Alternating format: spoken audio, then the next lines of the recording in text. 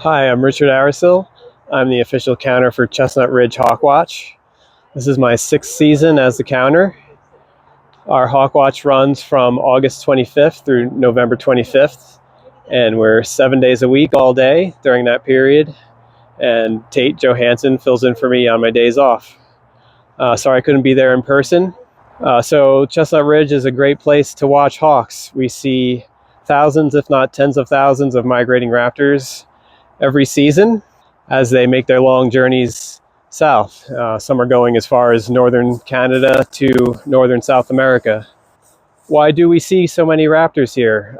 It's not just because of this awesome view that we have. It's also has more to do with weather, geography, and bird behavior.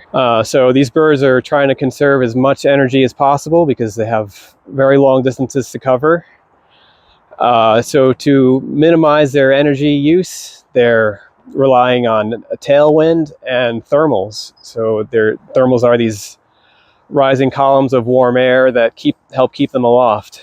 So you have northerly winds giving them a tailwind plus the thermals, and those work together to help the birds save lots of energy. So those thermals are almost non-existent over water, and birds are trying to avoid that at all costs. Especially when the winds are out of the northwest following cold fronts, large numbers of these birds coming from eastern Canada and New England are blown toward the coast.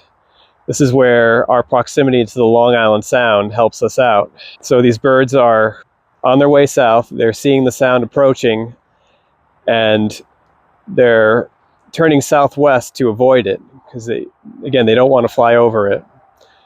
So this effectively funnels them right through here.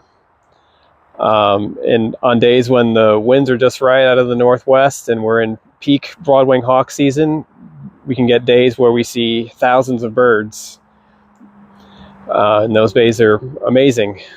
So why do we do this? Not only is it fun, especially on those epic mid-September days, opportunities to actively observe raptor migration are rare, as are locations that are suitable for it.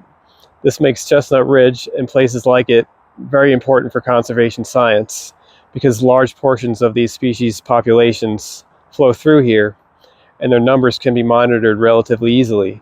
These birds are at the top of the food chain, which makes them indicators of overall ecological health. And because of that, monitoring raptor populations scientifically gives us a window into not just how the raptors themselves are doing, but our data can signal broader environmental changes. So what do we do with the data? Chestnut Ridge is part of a network of hawkwatches across North and Central America, organized under the Hawk Migration Association of North America, or HMANA. HMANA compiles all the data these hawkwatches collect, and you can view these data right now at hawkcount.org. They also analyze trends in the numbers via the Raptor Population Index, and you can check that out too at rpi-project.org. Again, I wish I could be there in person, but thanks again for watching my introduction. I'll now turn it to Tate, and he'll talk about this season and how it went. Thank you.